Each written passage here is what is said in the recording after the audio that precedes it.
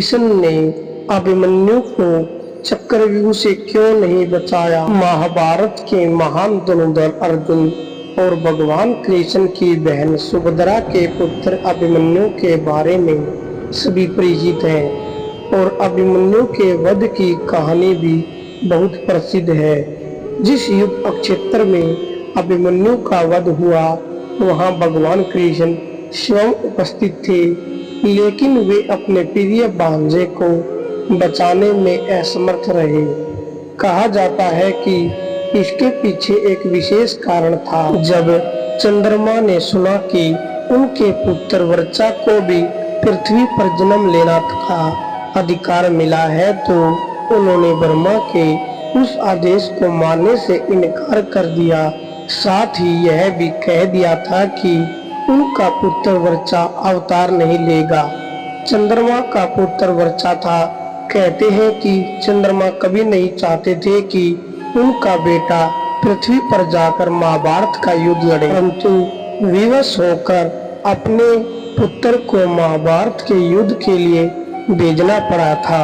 चंद्र को आखिर क्यों इस बात के लिए विवश होना पड़ा था कि किसने उन्हें विवश किया था और उनके पुत्र वर्चा ने किस प्रकार महाभारत का युद्ध लड़ा था।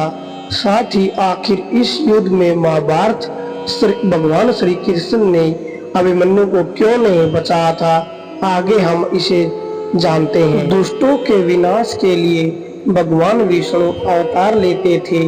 भगवान विष्णु का साथ देने के लिए सभी देवताओं को पृथ्वी पर या तो अपना अवतार लेना पड़ता था या फिर अपने पुत्र उत्पन्न करना पड़ता था। द्वापर युग में दुष्टों का विनाश करने के लिए भगवान विष्णु कृष्ण के रूप में अवतार लेते थे।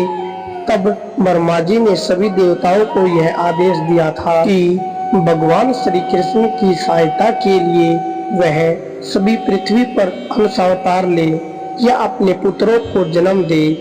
तब चंद्रमा ने सुना कि उनके पुत्र वर्चा को भी पृथ्वी पर जन्म लेने का अधिकार मिला है, तो उन्होंने ब्रह्मा के उस आदेश को मानने से इनकार कर दिया। साथ ही यह भी कह दिया कि उनका पुत्र वर्चा अवतार नहीं लेगा। तब सभी देवताओं ने चंद्रमा पर यह कहकर दबाव डाला कि धर्म की रक्षा करना सभी देवताओं का कर्तव्य ही नहीं, धर्म भी है। इसलिए वे अथवा उनका पुत्र अपने कर्तव्य से कैसे विमुख कैसे हो सकते हैं। देवताओं के इस प्रकार दबाव डालने पर चंद्रमा विवश हो गए थे, लेकिन फिर भी उन्होंने देवताओं के सामने एक शर्त रख दी। वह शर्त यह थी कि उसका पुत्र ज्यादा समय तक पृथ्वी पर नहीं रहेगा। साथ ही भगवान श्री कृष्ण के मित्र देवराज इंद्र के पुत्र अर्जुन के पुत्र अभिमन्यु के रूप में जन्म लेगा। वह भगवान श्री कृष्ण और अर्जुन की अनुपस्थिति में अकेला ही अपना पराक्रम दिखाता हुआ वीरगति को प्राप्त करेगा, जिससे तीनों लोकों में उसके पराक्रम की चर्चा होगी। इसके साथ ही चंद्रमा ने देवताओं के सामने यह भी शर्त रख दी कि अभिमन्यु का पुत्र भी उस कुरु मनसा का उत्तराधिकारी होगा। चंद्रमा की इस हट के कारण सभी देवता विवश हो गए।